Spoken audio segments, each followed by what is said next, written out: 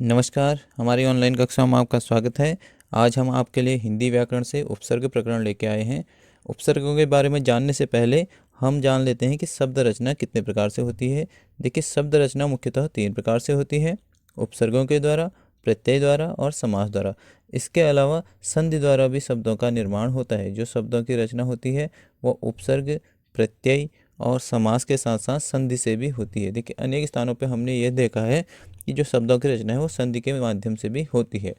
अब हम जानते हैं कि उपसर्ग क्या होते हैं। देखिए, उपसर्ग भाषा के सार्थम लघुत्तम खंड होते हैं। जो उपसर्ग हैं वह किसी भी भाषा के सार्थक, कोई अर्थ को बताने वाले लघुत्तम सबसे छोटे खंड होते हैं, जो हमेशा मूल शब्दों से पहले जुड़ते हैं। और उपसर्ग जो मूल शब्द हैं उनके आगे लगाए जाते हैं। उपसर्गों के एक अथवा एक से अधिक अर्थ होते हैं। जो उपसर्ग हैं यह एक अथवा एक से ज़्यादा अर्थों की ओर इंगित करता है, एक से ज़्यादा अर्थ बताते हैं, परंतु शब्दांश होने के कारण इनका स्वतंत्र रूप से प्रयोग नहीं किया जाता। लेकिन जो उपसर्ग हैं वो शब्द न होकर के शब्दांश हैं, इसलिए हम उपसर्गों को स्वतंत्र रूप से प्रयोग नहीं कर सकते। इनका प्रयोग किसी न किसी मूल शब्द के साथ जोड़कर ही किया जाता है। इनके प्रयोग से मूल शब्दों के अर्थ में परिवर्तन हो जाता है या विशेषता उत्पन्न हो जाती है। जब हम किसी शब्द में उपसर्गों का प्रयोग करते हैं तो जो मूल शब्द है उसका अर्थ बदल जाता है, उसके अर्थ में परिवर्तन आ जाता है अथवा विशेषता आ जाती है। अब हम उपसर्गों की परिभाषा देख लेते हैं। देखिए, जो शब्दांश शब्दों के पहले जुड़कर शब्दों के अर्थ में परिवर्तन या विशेषता उत्पन्न कर देते हैं उन्हें उपसर्ग कहते हैं। ये हम पहले ही पढ़ चुके थे। ये शब्दांश होते हैं और ये शब्दों के पहले जुड़ते हैं तथा शब्दों के अर्थ में परिवर्तन या विशेषता उत्पन्न कर देते हैं, इन्हें उपसर्ग कहा जाता है। अतः देखिए, हम उपसर्गों के संबंध में कह सकते हैं कि उपसर्ग शब्दांश होते हैं, जैसे अनु, आ, उप, ये शब्दों के एक छोटे से अंश हैं। दूसरा, उपसर्ग शब्दों के आरंभ में लगते हैं, जैसे करण शब्द में अनु उपसर्ग जोड़ दिया, जीवन में आ उपसर्ग जोड़ दिया, चार में उप उपसर्ग जोड़ दिया, अर्थात यह उपसर्ग जो हैं शब्दों के आगे लगे हुए हैं। तीसरा देखिए, उपसर्ग शब्दों के अर्थ को प्रभावित करते हैं, जैसे अनुकरण। अनुकरण से देखिए अनुकरण बना, अनुसरण बना। अनुकरण हमारा अनुपसर्ग था, करण शब्द था, इससे अनुकरण बना। करण करने से तात्पर्य है, अनु लगने से इसका परिवर्तन हो गया अनुसरण, किसी का अनुसरण करना। आ उपसर्ग है जीवन। देखिए, जीवन अलग अर्थ को इंगित कर रहा था और आ उपसर्ग जुड़ जाने से इसमें आजीवन अर्थात जीवन भर अर्थ को बताया इसने।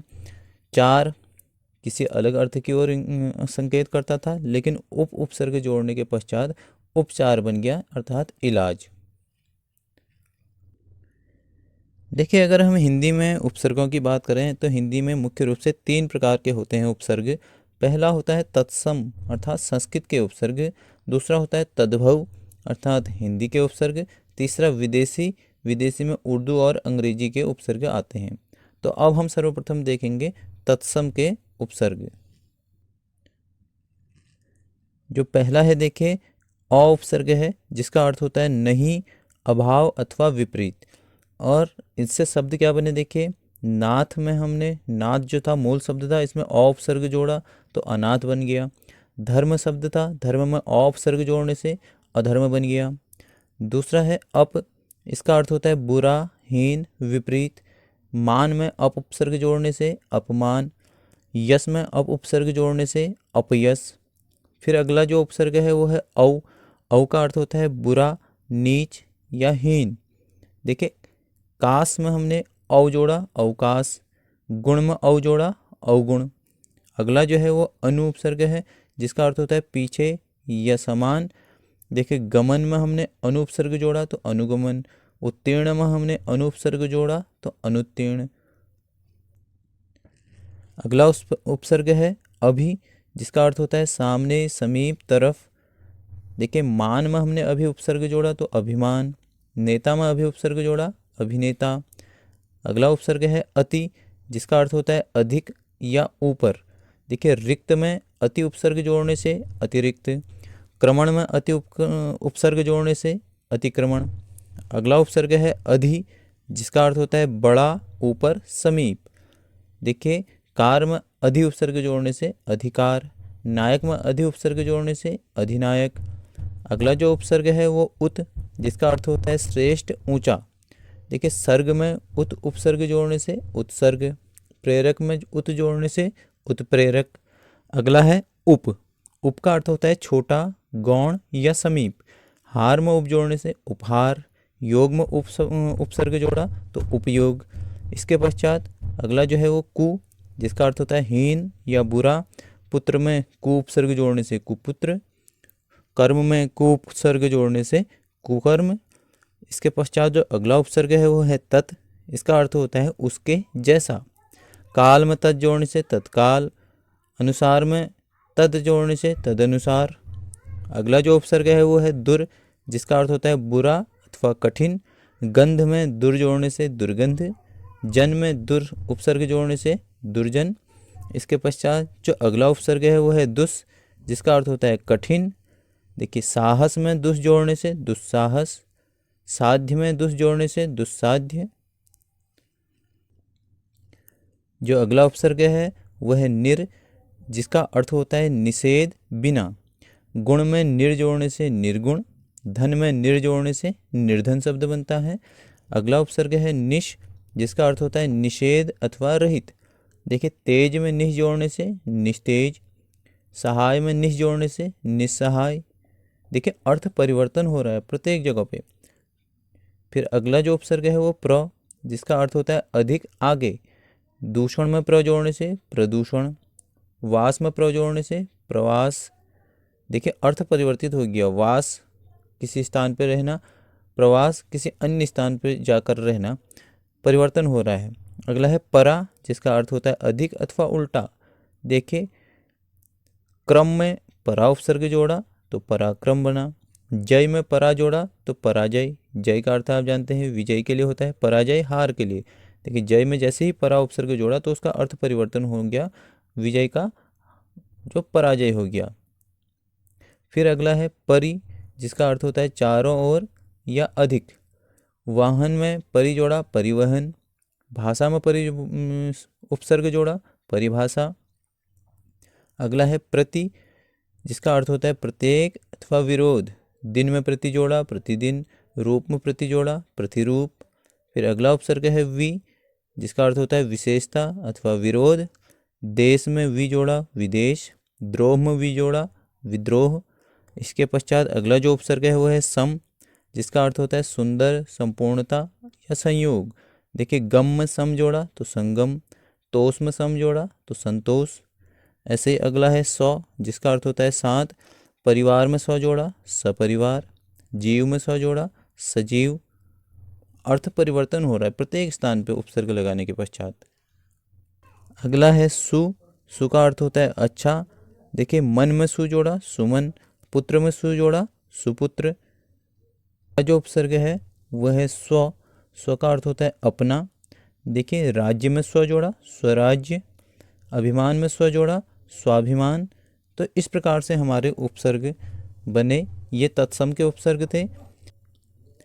देखें संस्कृत के कई शब्द और शब्दांश समास के प्रथम पद के रूप में प्रयोग में आते हैं। संस्कृत में बहुत से ऐसे शब्द होते हैं या बहुत से ऐसे शब्दांश होते हैं जो समास होता है, समास के पहले पद के रूप में प्रयोग किए जाते हैं। देखिए समास में दो पद होते हैं, एक पूर्व पद होता है, एक उत्तर पद होता है।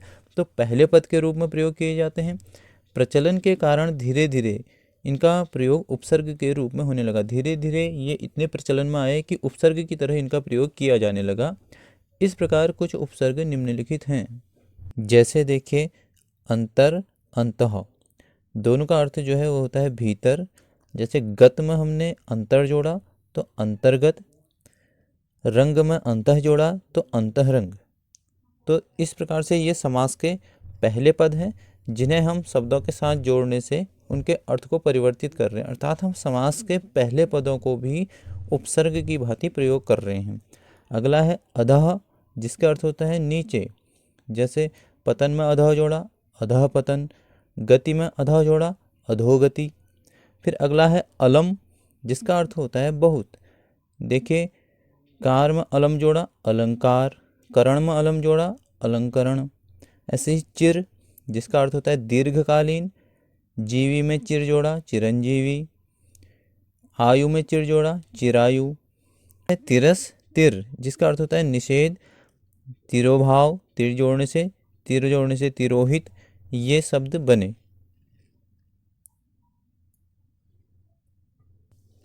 देखिए जो अगला शब्द है वो है पर, जिसका अर्थ होता है अन्य। यहाँ पे प्रदेश नहीं, यहाँ पे परदेश है। पर जोड़ने से परदेश, फिर पर जोड़ने से परतंत्र, तंत्र में पर जोड़ा परतंत्र, देश में पर जोड़ा परदेश। ये प्रदेश नहीं है, ये परदेश है। ये इस प्रकार से है। फिर जो इसके बाद अगला है वो है पुनर, जिसका अर्थ होता है फिर। जन्म में पुनर् जोड़ने से पुनर्जन्म, विवाह में पुनर् जोड़ने से पुनर्विवाह। इसके पश्चात है पूरा, जिसका अर्थ होता है पहले। देखिए पुरातन, तन में पूरा जोड़ने से पुरातन, तत्व में पूरा जोड़ने से पुरातत्व। ऐसे ही बहि, बहिर, बहिष, इन तीनों का अर्थ जो है वो होता है बाहर। जैसे गमन में बहिर जोड़ने से बहिर्गमन, रंग में बहि जोड़ने से बहिरंग। इसके पश्चात है स्वयं अथवा स्व, जिसका अर्थ होता है अपना। जैसे वर में स्वयं जोड़ा तो स्वयंवर, देश में स्व जोड़ा तो स्वदेश। ऐसे ही अगला है सत, जिसका अर्थ होता है सच्चा। पुरुष में सत जोड़ने से सतपुरुष, संग में सत जोड़ने से सत्संग। ऐसे ही अगला है सम, जिसका अर्थ होता है समान। कालीन में सम जोड़ने से समकालीन, तल में सम जोड़ने से समतल। दी के उपसर्ग, पहला जो है वो है अ, जिसका अर्थ होता है अभाव। मर में अ जोड़ने से अमर, टल में अ जोड़ने से अटल। दूसरा उपसर्ग है अध, जिसका अर्थ होता है आधा। देखिए ये हिंदी का अध, इसमें इसका अर्थ है आधा। खिला में अध जोड़ने से अधखिला, पका में अध जोड़ने से अधपका। ऐसे ही अगला जो है वो उ उपसर्ग है, जिसका अर्थ होता है अभाव या रहित। जला में उ जोड़ने से उजला, और इसके पश्चात गलना में उ जोड़ने से उगलना। अगला है क कु, जिसका अर्थ होता है बुरा या बुराई। देखिए पूत में क जोड़ने से कपूत, चाल में कु जोड़ने से कुचाल। अगला जो है वो है उन, जिसका अर्थ होता है एक कम। देखिए 60 में उन जोड़ने से 59, 30 में उन जोड़ने से 29। इसके पश्चात जो अगला उपसर्ग है वो है चौ, जिसका अर्थ होता है चार। राह में चौ जोड़ने से चौराहा, पाई में चौ जोड़ने से चौपाई। फिर इसके बाद जो अगला है वो है बिन, जिसका अर्थ होता है के बिना। देखा में बिन जोड़ने से बिन देखा, खाया में बिन जोड़ने से बिन खाया। अगला उपसर्ग है दु, जिसका अर्थ होता है कम अथवा दो। देखिए भासिया में दु जोड़ने से दुभासिया, पहिया में दु जोड़ने से दुपहिया। फिर इसके बाद जो अगला है वो है भर, जिसका अर्थ होता है पूरा या ठीक। पेट में भर उपसर्ग जोड़ने से भरपेट, पाई में भर उपसर्ग जोड़ने से भरपाई। इसके बाद जो अगला उपसर्ग है वो है अन, जिसका अर्थ होता है निषेध अथवा अभाव। पढ़ में अन जोड़ने से अनपढ़, होनी में अन जोड़ने से अनहोनी। जो अगला उपसर्ग है हिंदी का वह है नि, जिसका अर्थ होता है नहीं या रहित। डर में नि जोड़ने से निडर, हाल में नि जोड़ने से निहाल। अब जो आते हैं हमारे विदेशी उर्दू और अंग्रेजी के उपसर्ग। देखिए पहले हम देखते हैं उर्दू के उपसर्ग। पहला है कम, जिसका अर्थ होता है थोड़ा। देखिए जोर में कम उपसर्ग जोड़ने से कमजोर, खर्च में कम उपसर्ग जोड़ने से कम खर्च। अगला है खुशी, खुश, जिसका अर्थ होता है प्रसन्न अच्छा। खबरी में खुश उपसर्ग जोड़ने से खुशखबरी, बू में खुश उपसर्ग जोड़ने से खुशबू। ये उर्दू के उपसर्ग हैं। अगला है बे, जिसका अर्थ होता है बिना। रहम में बे उपसर्ग जोड़ा बेरहम, ईमान में बे उपसर्ग जोड़ा बेईमान। अगला जो है वो है गैर, जिसका अर्थ होता है नहीं अथवा भिन्न। देखिए कानूनी में गैर जोड़ा तो गैर कानूनी, हाजिर में गैर जोड़ा तो गैर हाजिर, जिसका अर्थ होता है बुरा। नाम में बद जोड़ने से बदनाम, सूरत में बद उपसर्ग जोड़ने से बदसूरत। जो अगला उपसर्ग है वो है सर, जिसका अर्थ होता है प्रमुख। पंच में सर जोड़ा सरपंच, ताज में सर जोड़ा सरताज। जो उर्दू का अगला उपसर्ग है वो है हर, जिसका अर्थ होता है प्रत्येक। रोज में हर जोड़ने से हर रोज, दम में हर जोड़ने से हरदम। इसके पश्चात जो अगला उपसर्ग है वो है हम, जिसका अर्थ होता है साथ। राही में हम उपसर्ग जोड़ा, हम राही। उम्र में हम उपसर्ग जोड़ा, हम उम्र। इसके पश्चात जो उर्दू का अगला उपसर्ग है वो है ना, जिसका अर्थ होता है नहीं। खुश में ना जोड़ने से नाखुश, लायक में ना जोड़ने से नालायक। फिर अगला उपसर्ग है ब, जिसके अर्थ होता है साथ। दौलत में ब उपसर्ग जोड़ा, बदौलत। नाम में ब उपसर्ग जोड़ा, बनाम। फिर अगला उपसर्ग है उर्दू का ला, जिसका अर्थ होता है बिना। वारिस में ला उपसर्ग जोड़ा, लावारिस। जवाब में ला उपसर्ग जोड़ा, लाजवाब। इसके पश्चात हमारे जो आते हैं वो आते हैं अंग्रेजी के उपसर्ग। जो पहला उपसर्ग है अंग्रेजी का वो है चीफ, जिसका अर्थ होता है मुख्य या प्रधान। जैसे मिनिस्टर में चीफ उपसर्ग जोड़ा तो चीफ मिनिस्टर। असिस्टेंट में असिस्टेंट अगला उपसर्ग है अंग्रेजी का, जिसका अर्थ होता है सहायक। टीचर में असिस्टेंट उपसर्ग जोड़ा तो असिस्टेंट टीचर। अगला उपसर्ग है अंग्रेजी का वो है जनरल, जिसका अर्थ होता है प्रधान। मैनेजर में जनरल जोड़ा तो जनरल मैनेजर। ये जर्नल है, जर्नल नहीं general. General manager. Deputy, deputy का अर्थ होता है उप अथवा सहायक।